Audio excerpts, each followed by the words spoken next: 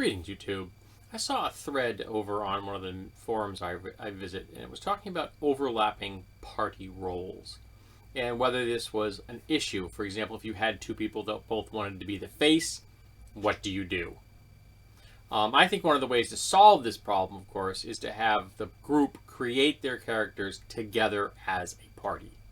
So say, okay, you can bring concepts to that first session, but that first session is going to be creating the characters as a team. As I've said in the past, if you had 5 people in a bar and someone rushed in and said they needed help, it is very unlikely that those 5 people would suddenly become a group and then go and help that person. And if they went as individuals, there isn't going to be a group dynamic. Whereas if there were 5 people who are all firefighters in that bar and someone rushed in to ask for help, they know how to function as a team. And they're going to get up and go help. So I think it's far better to have the band of the hand concept. I still have to get a copy of that movie. As opposed to individuals all trying to vie for the spotlight at the same time. Now, as far as overlapping party roles is concerned as in a cohesive group, so you've got the band of the hand going on, I still think there should be some degree of overlap. Now, what do I mean by that? Well, I've always viewed adventuring groups very much as special operation teams. And in those teams, you may have a dedicated person that is the medic. But you want to make sure everybody in that team knows advanced first aid. There may be guys who are incredibly good with long-range weapons, but you want everybody to have a long-range weapon.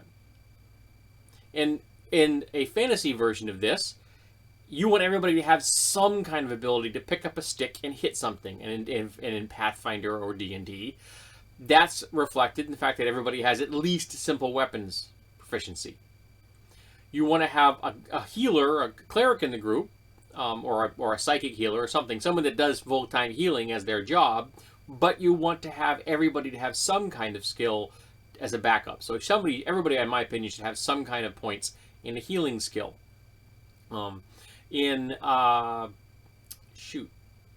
What's the science fiction OSR game I'm thinking of at the moment? Other Dust is based on Stars Without Number. Stars Without Number, the psychic class picks up a second skill at a later date. So you start out with your primary skill, and then you get to a certain level and you get up a secondary skill. And the first skill of the healing line of psychic powers is stabilization. Even though if you were to look at the powers, it actually seems a little OP for your first ability. But it makes perfect sense because every psychic is probably isn't a medic, is going to pick up medic as their backup skill. And that first skill, because you're only going to get a few of that secondary line of psychic powers, should be stabilized. So it makes perfect sense from a mechanical point of view. So I think there should be some overlap. For example, not everybody can use all the magic items a wizard can, or a sorcerer can. There should be some ability in the group to have somebody else use magic items with a use magic item skill, like for example a warlock or a rogue or something. Somebody should be able to come up with some skill points in that, so that if the wizard goes down, you can still grab that fairly low level wand and still have some kind of arcane power in the group while you're trying to save the wizard's butt. So I think that there really should be some overlap in far as skill and position and roles within the group, but you really also have to design the group as a team so you don't end up with 2 faces. Because if you end up with 2 faces, that's going to cause a lot of problems. Unless your game is, you started out, the game concept is it's going to be a complete urban adventure, it's going to be heavily political, then maybe you can get 2 faces in a group. Maybe you can get them for different things. Like one is design their character to be really aimed towards the merchant class, the businesses, while the other one is really aimed at rebels or the government or something. So you've got 2 faces, but their skill set, while very similar, are aimed at different groups. So they're not both trying to do things with the rebels or both trying to do things with the merchants, which is just going to make everybody feel like they're losing out. Well, Bob gets to do that. I get to do that. Well, Cindy had that spotlight last week and that kind of crap. You don't need that kind of crap in your life. So I think that you can avoid the major overlap problems by doing the band and a hand concept having everybody come together and design their characters together.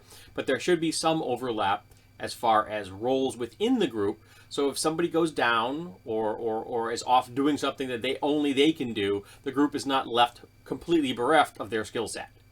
There needs to be some kind of overlap. And it's one of the reasons I often think that there aren't enough skill points in Pathfinder, for example. It's why I would never run a Pathfinder game with any class having fewer than 4 skill points. Period. No class has fewer than 4 skill points. I don't care what it is. It's absurd to have a class with fewer than 4 skill points. It makes no sense. And I've talked about the punitive skill set aimed at wizards just because, well, they're going to have high intelligences, so they shouldn't have as many skill points. Bullshit. If it's a class that's completely academic, they should have more academic skills, not fewer. Sorry. So I'm asking, what do you think of role overlap? And do you think having the party or the group design their party together is a way to avoid the major issues of having, say, 2 faces in a group? And if they end up having 2 faces, do you think it can be salvaged with the role-playing aspects so that the group can still function? Inquiring minds, or at least mine, wants to know.